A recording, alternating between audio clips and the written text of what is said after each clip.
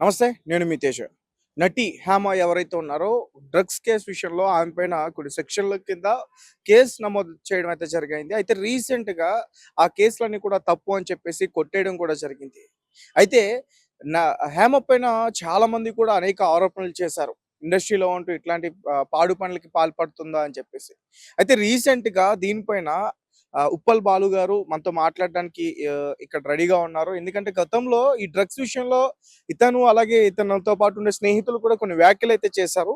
So, మరి వాళ్ళతో మాట్లాడే ప్రయత్నం చేద్దాం. అన్న నమస్తే. నమస్తే అండి. సో, హేమ గారు డ్రగ్స్ కేస్ అయితే కొట్టేయడం జరిగింది. సో, మీరేం చెప్తారు? అప్పుడు మీరు చాలా ఆరోపణలు కూడా చేసిన పరిస్థితి ఉంది. అంటే తనప్పుడు బెంగుళూరుకి రేపాటికెళ్ళింది కరెక్టే. అక్కడ డ్రగ్స్ తీసుకుందా, తాగిందా లేదో మాకు తెలీదు. అక్కడికెళ్ళింది కాబట్టి ఎళ్ళిందని చెప్పాము. అక్కడికి నేను ఎళ్ళలేను, నేను ఫార్మ్ హౌస్‌లో ఉన్నా అని చెప్పి మేడమే అంటే, "అలా కాదు మేడం మీరు కనిపించారు అక్కడ ఎళ్లారంటే." ఎళ్ళాను గానీ నేను డ్రగ్స్ అయితే తీసుకోలే అని చెప్పి ఇప్పుడు హైకోర్టు, సుప్రీం కోర్టు ఆమెకు ఆర్డర్ ఇచ్చారు కాబట్టి కంగ్రాచ్యులేషన్. మేడంకి మేము ఎప్పుడు సపోర్ట్‌గా ఉంటాము. ఎందుకంటే అక్కడికెళ్ళినప్పుడు మేము కూడా తను ఎళ్ళింది, తాగిందేమో అని అనుకున్నాము. కానీ అలాంటిది ఏం జరగలేదంట. మా ఏమక్క చాలా మంచిది. ఆడోళ్ళది లేడీస్‌ది ఎవరైనా గొడవలైనా, కొట్లాటలైనా ముందొచ్చి మాట్లాడుతది. సపోర్ట్ చేస్తది ఇండస్ట్రీ నుంచి. ఆ ఏమక్కకే మా ఓటు. ఇప్పటి నుంచి ఏమక్క ఏం చేయమంటే అది చేస్తాము. మేము ఫుల్లు ఏమక్కకి సపోర్ట్‌గా ఉంటాము. మాకెప్పుడు అండగా ఉంటుంది. కంగ్రాచ్యులేషన్ ఏమక్క నీకు. కాబోయే ఎమ్మెల్యే కూడా కావాలని కోరుకుంటున్నా. కంగ్రాచ్యులేషన్ మీకు కూడా. ఎందుకంటే మీరు బయట పడ్డారు. చాలా మంచిదని మీకు పేరొచ్చింది. దానివల్ల నేను చాలా చాలా హ్యాపీగా ఫీల్ అవుతున్నాను. కంగ్రాచ్యులేషన్ మీకు. ఓకే. రైట్. సత్య గారు మీరేం చెప్తారు? మీరు కూడా మాట్లాడారు అప్పుడు. నేను హేమకి ఎప్పుడు సపోర్ట్ గానే మాట్లాడాను. హ్మ్. సో చాలా హ్యాపీగా ఉంది. కంగ్రాచులేషన్స్ హేమ అక్క. కామెడీ క్వీన్, కాపువైక, Nandi award winner, hmm. Konaseema fire brand what not. హేమకి నాకు చాలా క్లోజ్. ఎందుకంటే ఆమె మూవీ ఆర్టిస్ట్ హ్మ్. అసోసియేషన్ లో చాలా పోస్టులో ఉన్నారు. హ్మ్. సో ఇక ఈ 2024 ఈ రేవ్ పార్టీ కేసు అన్నమాట. ఈ డ్రగ్స్ అవును. కేసు కొట్టేశారు. హ్మ్. హేమకు నిర్దోషిగా బయటకు వచ్చేసింది. హేమకు కూడాను కర్ణాటక హైకోర్టు క్లీన్ చిట్ ఇచ్చేసింది. హ్మ్. కడిగిన ముత్యంలా బయటకు వచ్చినందుకు కంగ్రాచులేషన్స్ హేమక్క. త్వరలో హేమక్క రాజకీయాల్లోకి కూడా వస్తుంది. జనసేన పార్టీ తరపున ఎమ్మెల్యేగా గెలవాలని మనస్ఫూర్తిగా కోరుకుంటున్నాను హేమక్క. హేమక్క నేను ఎప్పుడు ఫోన్ లో మాట్లాడుకుంటాం. చాలా మంచి వ్యక్తి. మహిళలకు ఎక్కడ అన్యాయం జరిగినా గానీ ఆమె ముందొచ్చి నిలబడి వాళ్ళకి న్యాయం చేస్తుంది. మాతో కూడా ఎక్కువ మాట్లాడుతుంటారు బాలుతో, నాతో కూడాను. సో త్వరలోనే వస్తాను. బొకే ఇస్తాను. కంగ్రాచులేషన్ చెప్తాను.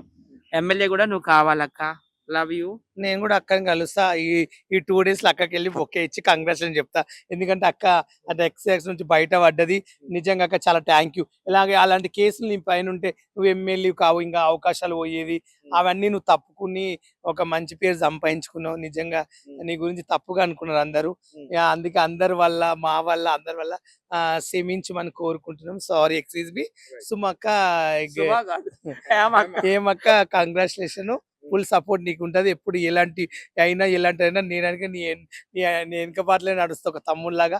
ఇలాంటి నువ్వు ఎమ్మెల్యే గెలవాలంటే నీ పక్కనే ఉంటాను. నువ్వు ఎలాంటి ధర్నాలు చేసినా నీ పక్కనే ఉంటా. ఎలాంటి కొట్లాటలైనా నేను వచ్చి నీ దగ్గర ఉండి ఫుల్ సపోర్ట్ చేస్తానని కోరుకుంటున్నా. కంగ్రాచ్యులేషన్. అలాగే ఇంగ్లీష్ లో కొటేషన్ ఉంది.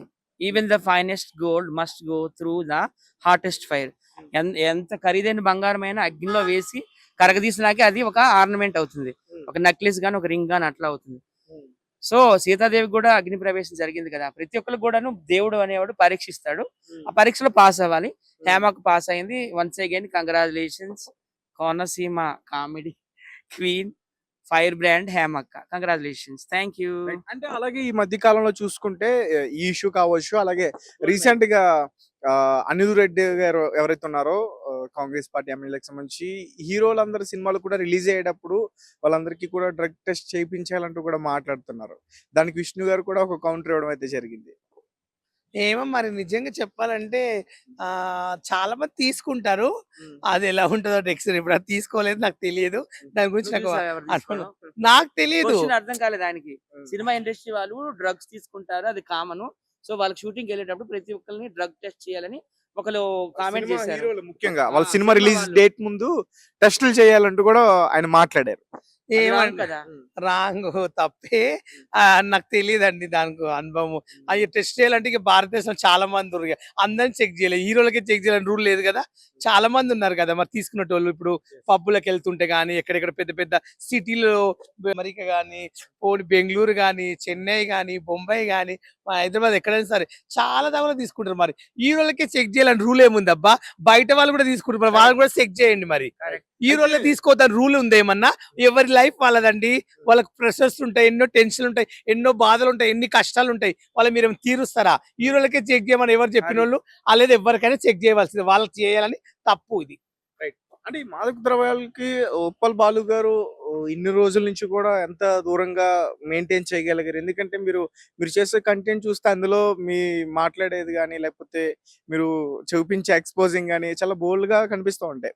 సాధారణంగా అవన్నీ చూసినప్పుడు ఏమనుకుంటే వీళ్ళు ఖచ్చితంగా ఆ కనెక్షన్స్ ఉంటాయి, వీళ్ళు అలానే చేస్తారు, పబ్బులు అంటారు, పార్టీస్ అంటారు, అందరూ కూడా అట్లనే అనుకుంటారు. బట్ మీరు వాటికి చాలా దూరం. ఎట్లా ఎట్లా సాధ్యం అవుతుంది ఇదంతా కూడా? నాకు ఎప్పుడు పబ్కి వెళ్ళాలి, తినాలనే ఆలోచనలు రావండి. నాకు మా ఫ్యామిలీ ఈ రోజు ₹1 వస్తుందా, మా ఫ్యామిలీకి ఎలా పెట్టాలి, ఒక మూవీకి వెళ్ళామా, చూసామా, ఒక హోటల్కి వెళ్ళి కడుపున అన్నం తిన్నామా, నలుగురు ఫ్రెండ్స్ కలుసుకున్నామా, బైక్ మీద అలా తిరిగి వచ్చామా, ప్రేమతో నలుగురితో మాట్లాడి, ఇలా ఆలోచనలు ఉంటాయి. కానీ మాకు పబ్కి వెళ్ళాలి, డ్రగ్స్ తీసుకోవాలి, అమ్మాయిని తీసుకుని డాన్స్ అలాంటి మా కోరికలు లేవండి, అలాంటి ఇంట్రెస్ట్ లేదండి. సో తర్వాత ఈ టెస్ట్ అన్నారు కదా, ఇప్పుడు డ్రగ్స్ టెస్ట్ అనేది సినిమా వాళ్ళే ఉన్నారు ఈ భూమి మీద, ఎన్నో రంగాల వాళ్ళు ఉన్నారు, రాజకీయ ప్రముఖులు వాళ్ళు ఉన్నారు, అదే క్రీ- ఎలక్షన్ టైంలో వాళ్ళు కూడా క్రీడలు ఆడేవాళ్ళు, స్పోర్ట్స్ పర్సనల్ ఉన్నారు, బిజినెస్ మ్యాన్ ఉన్నారు, ఎంతో మంది జర్నలిస్టులు ఉన్నారు. ఒక సినిమా వాళ్ళనే టార్గెట్ చేయడం అనేది చాలా అన్యాయం అండి. నిజంగా టాలీవుడ్ లో అందరూ కూడా చాలా మంచి వాళ్ళే. నాకు తెలిసి ఎవరు డ్రగ్స్ తీసుకున్నారని ఎలిగేషన్స్ అయితే వచ్చాయి, కానీ ప్రూవ్ అయితే ఎవరికి కాలేదు. సో దయచేసి సినిమా రంగానికి టార్గెట్ చేయకండి దయచేసి.